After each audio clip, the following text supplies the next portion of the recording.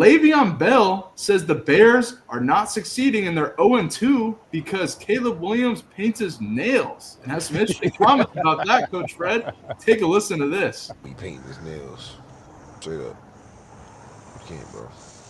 Nothing against nobody painting their nails, bro. That's what you in. That's what you into. That's what you into. But me as a running back, my Nick can't be handing me the ball, bro.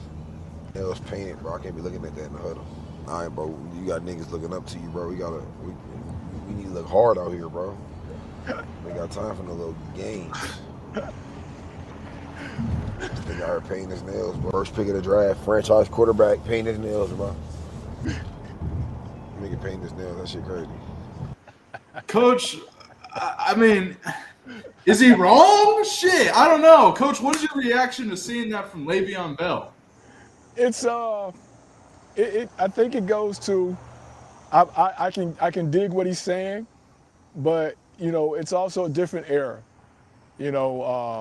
As much as we don't want to admit it, it's not the same game as it was 5 years ago, let alone 10 years ago. Definitely not the same game it was 20 years ago. Now, I think someone in Caleb's circle has got to, because I think right now he's doing it, if I'm not mistaken, the last week they did a special, and I think he had the orange black or something like that. So now I think it's more of an attention thing. And if you're not playing well, you don't need anything to add to the flack that you're getting, in my opinion. That's my opinion. But as a franchise quarterback, what we've known to be franchise quarterbacks are no longer that. There's no more Joe Montanas. There's no more Steve Youngs. There's no more my guy Dan Marino. There's no more Doug Williams. There's no more Johnny Elway's selling out for a first down to keep a drive alive. I don't know if you remember that play where he gets helicoptered trying to get the first down. We don't have that anymore. That the mindset of that football is no longer the same football. Certainly has changed, Coach. And Caleb Williams is struggling. The Bears got absolutely dominated over the weekend by the Lions. I could not believe that. Lance I did Briggs. not see that one coming.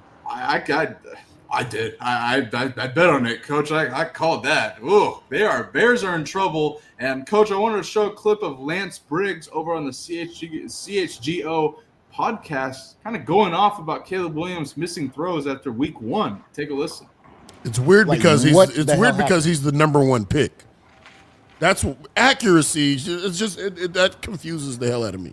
I'm sorry, guys. It does. It always has. But one of the things that he has been consistent with is when there is a wide open player, he isn't consistently hit him, or he's never on target.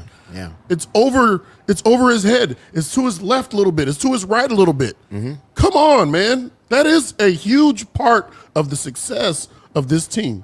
Yeah. He hits those plays in this game. Just put it on him. We win. Yeah. We win the game. Yeah.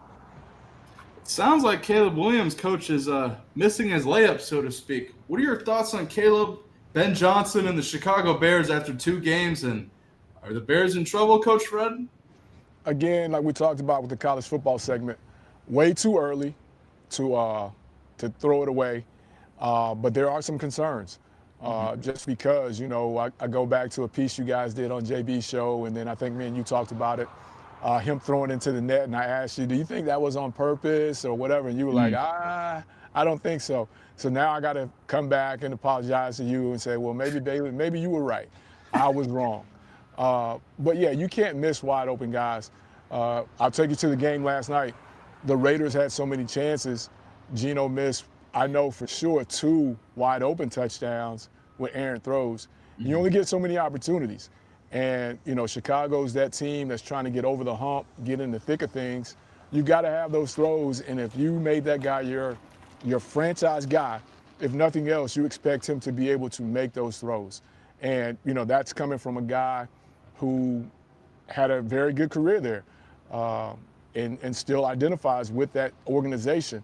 So I understand the frustration, but I don't think you tear it down just yet.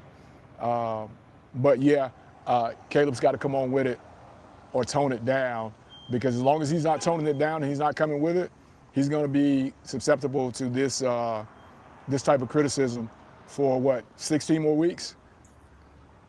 Yeah, it could get ugly quick. And from what I understand, it's the Ben Johnson show in Chicago. I don't know. I think Foles and Caleb go before Ben Johnson does, and that could be a really interesting scenario there. You think so?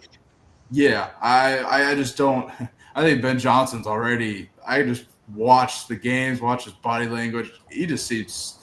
This isn't his guy, Coach Fred. It doesn't seem like it. They also extended Badgett, which I thought was a super alarming thing in the offseason. And now I hear it getting brought up a lot. But I was like, you extend Badgett, pay him $10 million a year or something, or you give him a lot of money. I don't know. They put themselves in the Cleveland Browns situation. You know what I mean? Yeah.